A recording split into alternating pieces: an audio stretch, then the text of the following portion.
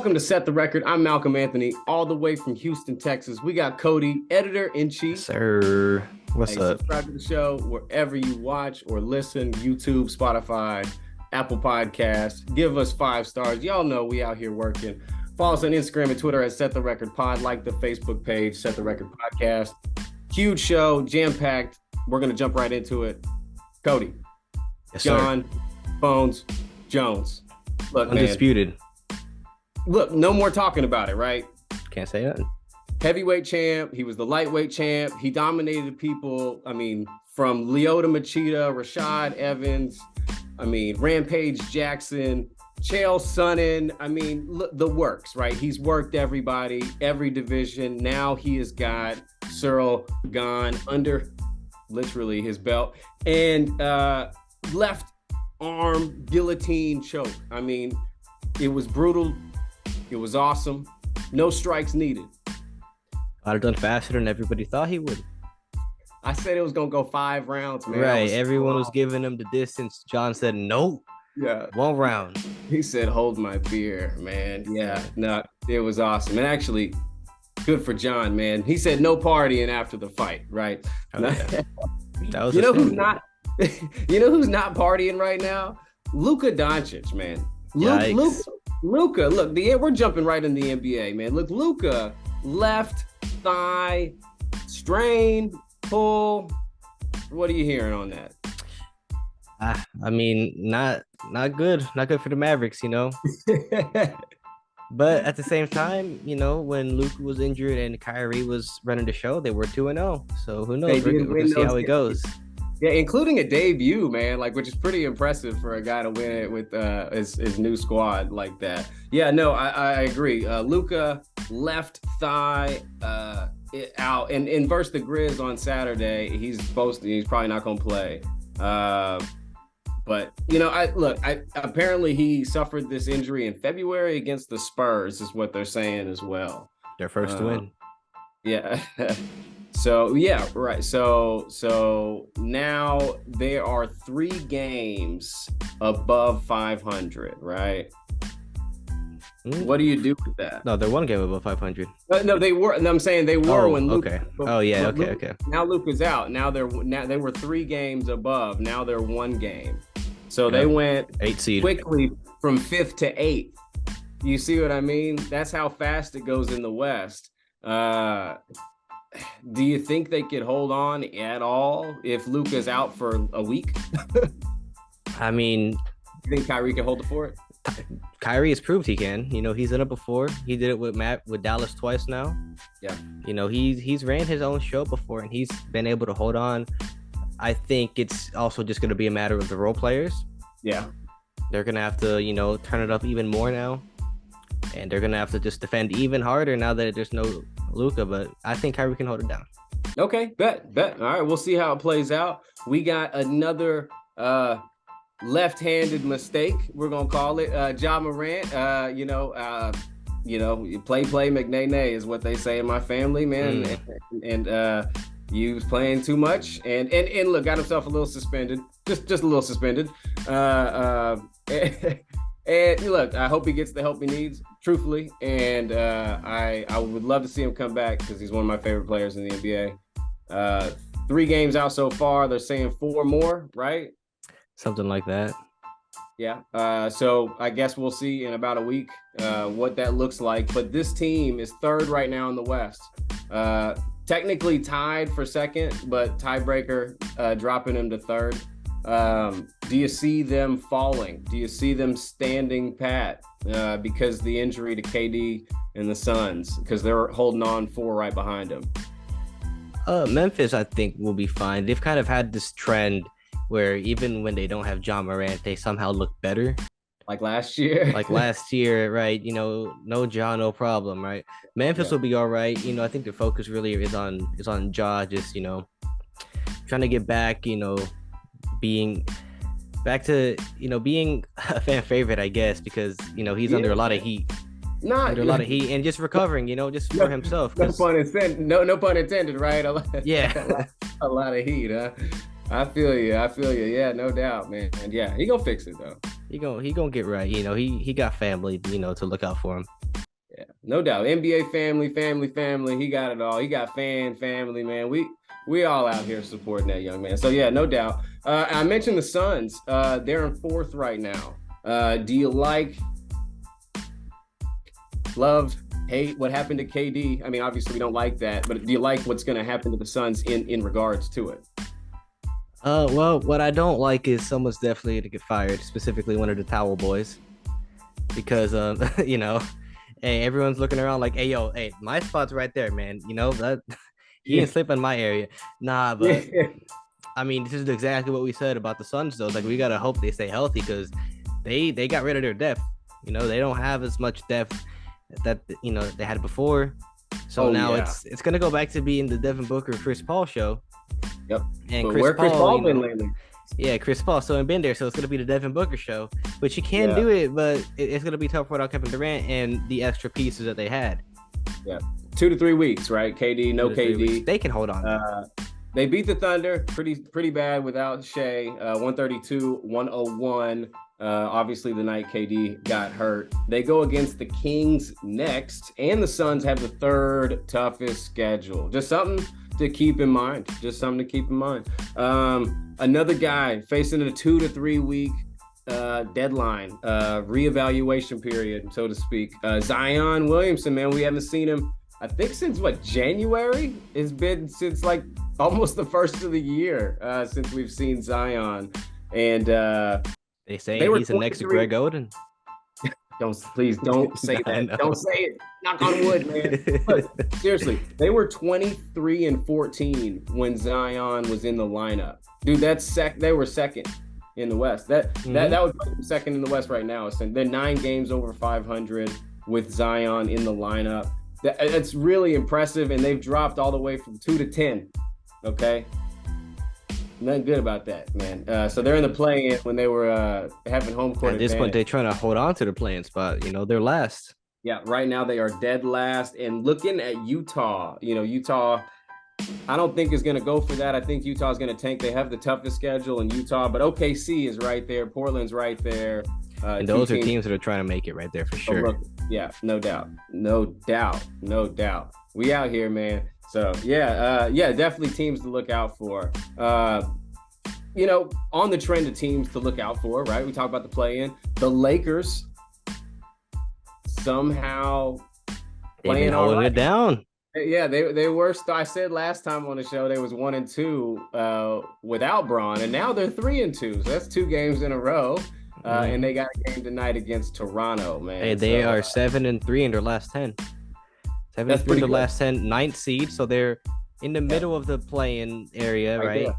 Right there. They're only 4 games behind the 5 seed, which is the Clippers right now. Yes, sir. Yeah, which is really crazy. So that's the West. Actually, 2 games. 2 games back. 11.5, 13.5. Oh, okay. Yeah, 2 games back out of that 5 seed right there. So, yeah, really crazy. Yeah, no, I think it's I think it's absolutely wild where the West is shaking out. And AD's really been showing out, especially in the last 2 games. He's been scoring fine the last 4, right? That he's been in the lineup, but the last 2 he's just been really dominant on both sides of the ball, averaging 35 and 15 rebounds. This is the AD. You mentioned him. If they can get that AD, they're gonna be hard to beat. Definitely, they have. That's the version they needed from the beginning, but they had LeBron. He went on chill mode. LeBron's out. He's putting it into 5th gear. It's different. It's different now. There's higher stakes. AD's gonna come out and show out. He looks almost like New Orleans AD, man. Like the dude who has something to prove. So no, I like the way he's looking right now. It's nice to see that.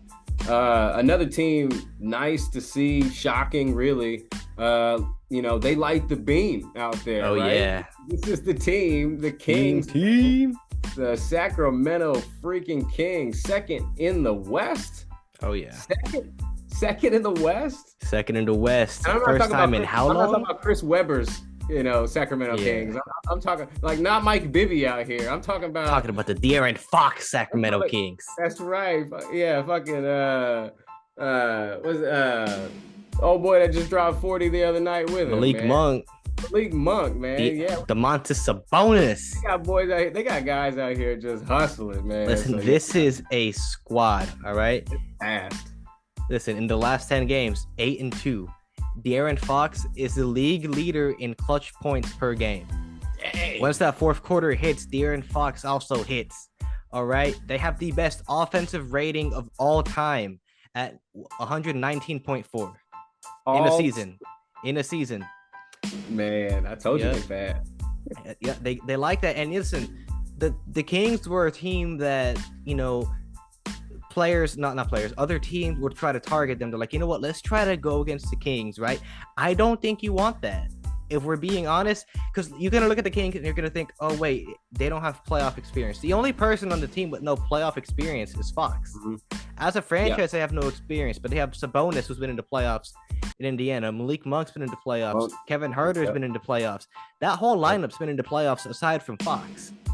He's the only player that hasn't done it, and I'm sure he'll turn up. I think he's going to be just fine. Exactly. He's a guy who comes from Kentucky University. He's played big time college basketball. He's going to play big time in the professional, in the playoffs. You know what I mean? Like I don't see nothing. Mm-hmm. De'Aaron Fox going to be just fine. It's going to be tough to beat that team. Absolutely. I think you're right. I think that team, Sacramento's a tough out. Anybody that has to deal with them, honestly, I think Sacramento might be tougher than Denver, but we'll see how that really shakes out when they match up better because of their speed. The way they play, it's a good matchup for them. Jokic can't run with them boys, man. Luckily for Jokic, he's right below. The Kings are right below, opposite side of the bracket.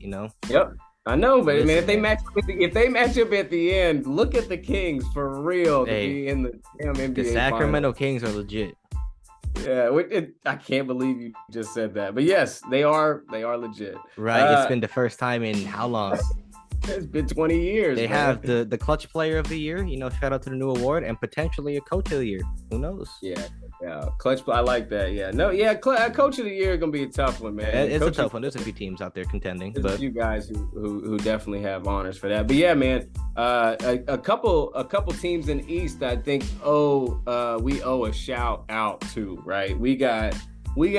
I mean, obviously, Giannis Antetokounmpo and the Milwaukee Bucks in first place right now. Right. They walked down really the whole Eastern Conference pretty much with that month last month. And you see any slowing down there? You think they travel through that momentum in the playoffs? I think they got it. They're gonna be fine up until they're not gonna really see a challenge until they face somebody in the conference finals. Okay. Right? Or maybe Philly in the second round if Philly drops would be to tough. 4. Yeah, right. Philly would be tough. But I think as of right now, I have the Bucks taking that series. Like I hate to say it because I'm rocking with Philly with my boy Harden. I feel you. I think the Bucks are taking it. I agree. No, yeah. The only thing hindering the Bucks is Chris Middleton's health. His health is the only thing. I got asterisks next to all these teams in the East, the top 3 squads. And really, even without Middleton, I think they can get to the Eastern Conference Finals.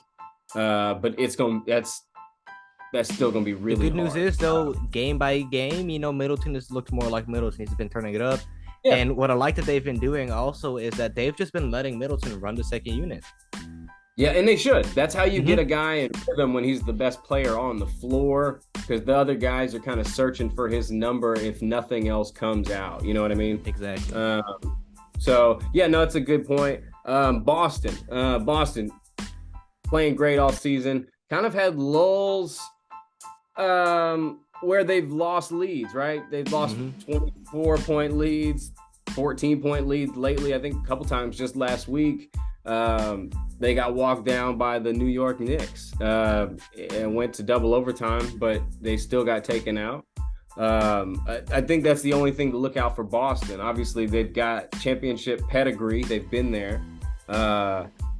But the flaw now is they gave up big leads, and this coach has a lot to prove right now, and their defense has not been the same since Udoka left. I mean, they're still top 5 though. I got it. Not the same, but they're still a top 5 defense. It's not the same, man. You can like, at least maybe they can flip a switch in the playoffs. But to me, a team that's they didn't give up leads like that last year. Tatum's gonna be in that mode. He gonna lock up. He's gonna do the same thing he did last season where he guarded KD. He guarded up. And that was ruthless. He's a dog. I like that. Yeah. No, KT's, man. I like Tatum. I like Brown, man. But I hope he don't wear himself out. Marcus Smart has not been the same this season. Straight up. I mean, not been the same. So we'll see. We'll see. I mean, it's obviously a team to look out for, but they've lost big leads and something to watch as well. Philadelphia, you mentioned them. James Harden. That's the question mark. I got it. No, what I think it's going to be for the Sixers is this. If this is their downfall, it's going to be their foul baiting. Because, and I've mentioned this. But that don't work during the playoffs, man. Exactly. We weren't on the show at the beginning of the season, but I was telling my friends and people who I talk basketball with is if Philly tries too hard to foul bait in the playoffs, they're done. Because you're gonna have James Harden come in here and try to attack 2 people and not get a call. He's gonna sit there. He's gonna argue with the refs for like half the possession. Meanwhile, the other team is gonna be down in transition. Do the same. It's 4-on-5. Joel Embiid does the same thing. And what tends to happen with teams is the role players try to replicate what their best players do. So thank you. A la Golden State right now. Anyways. Mm-hmm. Get Jordan Poole and his young ass, man. They got the other young guys messing up. Anyways, yep. So I'm just saying. But no, you're right. Absolutely right. Philadelphia, it's going to hinge exactly on that. And, my point is James Harden. And that gimmicky basketball, man. It's that not him himself, but the foul baiting stuff. As you mentioned, all the Houston teams he had, it didn't work for them. And Joel, before he had Harden, it didn't work for him. You see what I'm saying? Both their downfall separately was the same. Now together they have to do something that they've never done. I feel like with Joel though is that he also, his downfall a few seasons ago was he settled a lot. Like you'd have those possessions in the first half where he'd be dominant, he'd be getting to the basket, and then second half he's just like, I'm gonna chill, I'm gonna just take jumpers, I'm gonna try to fade it, I'm not gonna try to get down to where I do my work. Yeah. So I just the same consistency with Joel Embiid, and I think they'll be good. But hey, while we're on the topic of Philly though, I want to give them a quick shout out because ever since I called them out, right? Yeah. They gone 4-0, and listen to this, all right? In those 4 games, James Harden's averaging 24, 13, and 8. Joel Embiid 38, 6, and 5. They beat the Bucks, the Pacers, the Timberwolves, and then tonight a 15-point comeback against the Blazers. Yeah. Hey, I was gonna mention that, man. Game winner. With 1 second to go. Yeah, no. Okay, look. That was tough. That game was very impressive. And they was down 11 going into the 4th, I think. The 89% win percentage for the Trailblazers to win that game. And they ended up Philly comes back, man. Yeah, no, absolutely tremendous. And shout out Tyrese Maxey. Hey, you can tell he been in the lab with James Harden because he hit that one shot against, I think, was it Indiana or was it Minnesota? Hey, but it was a very Harden-esque step back. He said, step back, bucket. Yeah. Hey, man, if he can get his shot, that team is scary because he's got hella defense, Thibault, man. He could defend with the best of, and that's what the team needs where they'll lack like James Harden in a couple. Yeah, man. He's in the Blazers. What's up? Thibault's with the Blazers. They traded him? Yeah. Oh, you talking about the Blazers? Yeah, that's what I'm saying. Oh, okay. Yeah. I thought you were still with Philly. I was like, oh, okay. I got you. Oh, good. I like that guy though, man. I like that guy. I'm a big fan. Old Philly guy. I did not. Well, he didn't work for y'all. And I knew it was gonna happen. I knew that once they traded him, he was gonna go play better because that's what happens to a player. You trade a player because he was playing bad because he's under the pressure. He thinks he's gonna get traded. Once you trade him, the relief is gone. He's under relief. He starts playing better. He gets more shots. Out of his head. So it's fine. I have nothing towards Matisse Thybulle. He's a good player. Just wasn't it for Philly. That's all. No doubt, man. Sometimes it's just not it. It's just not in the cards, man. But yeah, no doubt, man. No doubt. Speaking of not in the cards, the Bears dropped one of their cards, right? Now they Oh yeah. they then dropped off their first round pick. Did you like the trade to the Panthers? I love the Bears. Not much okay. for the Panthers. Okay. No, I feel that the You got Panthers the- had a pretty good defense last year, and really, we'll see So what the Panthers gave up pick number 9, Yep. pick 61, Yep. a first round pick 2024, second round pick 2025, and DJ Moore. Right? And I DJ. feel like they overpaid there. DJ personally. Moore. I don't know why they gave him up. He's a really They didn't good have to receiver. because now the quarterback they draft, They gotta go. They go he's, find a he's going to receiver. nobody. They gotta go There's find no somebody. receivers. He gonna look like Justin Fields. It's either that or they go find a receiver that was on his team. They draft late in the third, maybe fourth round or Probably, something. get Get somebody. with, which would be I don't dope. Somebody you can grow with a little bit. Yeah, But I mean, and I've heard the Panthers are actually trying to retrade back up into the draft. They're trying to they're trying to offer back some of those other picks to maybe get like in the top 5 area or something like that. But I mean, I just don't think they had to make that trade because I think any of those top 4 quarterbacks could have still been there for them. It might not have been the one they wanted. Like, say they wanted Bryce Young, and Bryce Young goes within the top 3 or something. But they still get one of the top 4 quarterbacks in a loaded quarterback class. I've read that they don't care which one of the 3 they get. Yeah. I've read that they liked all of them: Levis, Stroud, and Young. I've heard So they why- liked them all. So why pick? So that's what I was like. Why did they move up? But if you want the one you want, if you want, I don't know. Something must have happened where they changed their mind. Yeah. So that's what I read last. But yeah, man, you never know. Teams change their mind all the time. Your Dolphins were going for Tom Brady once and Sean Payton, and then they got fined and lost the draft pick. I mean, Hate to see it. no, and unfortunately, they would have won. They would have won the championship if y'all had that. Man, The Dolphins would have a chip right now. But look, Tua, the quarterback you do have, got the 5th-year option. My QB. Your QB, you like that? Yeah, I'm okay with keeping Tua. The biggest concern to Tua is just his health, right? Yeah. Now, Concussion. yeah, so it was debated between, do we keep Tua? Do we go pursue Lamar Jackson? Which, I mean, I would have been fine with Lamar Jackson, but a lot of people... Oh, you would have been fine with Lamar. No, okay, listen. I'd be A lot of fine people... with him. No shit, I would have man. loved Lamar, okay? But, Come on. but what people tend to forget, though, is when he was healthy, Tua had the best passer rating in the league out of all starting quarterbacks. Yep. And to bring up Lamar, he outdueled Lamar in his best game of the season. Yeah, that's true. That one shootout they had, I think week 3 or week Yeah, it something was like that. early, yeah, week 2 or 3. Early. Tua outdueled Lamar. Yeah. So it's like, And he I'm had cool with weapons Tua. that He just Lamar has to stay didn't. healthy. Yeah.